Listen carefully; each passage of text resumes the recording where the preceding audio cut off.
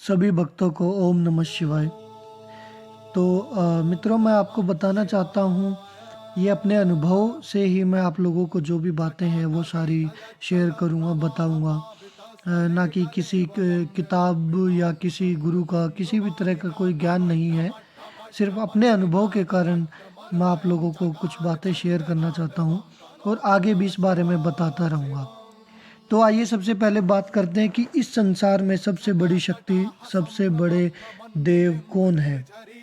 तो इसका जो है सटीक और सही अनुभव मेरा अपना है कि इस संसार में सबसे बड़ी शक्ति सिर्फ़ महादेव, जिनको देवों के देव भी कहा जाता है, शिव शक्ति है। यानी कि जितने भी देवता इस संसार में कार्यरत हैं, जैसे कि अलग-अलग डेज़िग्नेशन हमारे जैसे हम जॉब करते हैं वहाँ पर होती है, कोई मैनेजर होता है, कोई वहाँ पर असिस्टेंट होता है, इस तरह से यानी कि जितने भी देवता हैं सब उस उनके अंडर में ही काम करते हैं।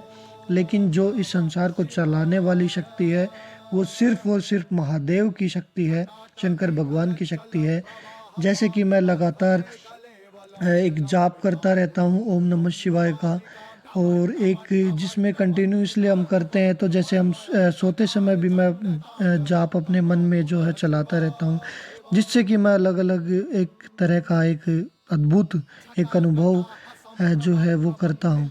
तो उसमें मैंने कई बार देखा है कि जैसे हम ध्यान में चले जाते हैं जाप करते समय, तो वहाँ पर देखता हूँ मैं, जैसे कि शंकर भगवान हैं, वो उनका एक अलग ही स्थान है। वो सबसे ऊपर एक एक मतलब एक जो सबसे ऊपर हम कल्पना करते हैं, वहाँ पर खड़े हुए दिखाई देते हैं, और उनके नीचे जितने भी देवता हैं वो चारों तरफ से नतमस्तक उन्हें प्रणाम करते हुए मैं अनुभव करता हूँ, बहुत बार करता हूँ। और जितनी भी शक्तियाँ हैं वो शंकर भगवान के द्वारा ही प्रदान की हुई है। इस संसार में जितनी भी लीलाएँ हैं सब उनके द्वारा की हुई लीलाएँ हैं। और एक मेन बात और ये है कि जितने भी व्यक्ति, जितने भी जीव इस संसार में जो कि श्वास लेते हैं, सजीव हैं, उनके अंदर शंकर भगवान का एक अंश हमेशा होता है। यानी कि कहते हैं कि मरने के बाद भी जो व्यक्ति शमशान में जाते हैं, शमशान के मालिक भी स्वयं शंकर भगवान हैं, ठीक है? तो उनके सब सब सब इंसानों के अंदर, सब जीव जंतुओं के अंदर शंकर भगवान का एक अंश होता है। लेकिन हमें ज़रूरत सिर्फ़ इतनी है कि हम इस चीज़ को जानें कैसे? इसको जानने का तरीका दोस्तों यह है कि हम लगातार उनका शंकर भगवान की भक्ति में डूब जाएँ और अपने आप को समर्पित उनको कर दें। यानी कि मैं ये नहीं कहता कि संसार में आप किसी को गुरु ना बनाएँ, लेकिन गुरु बनाएँ।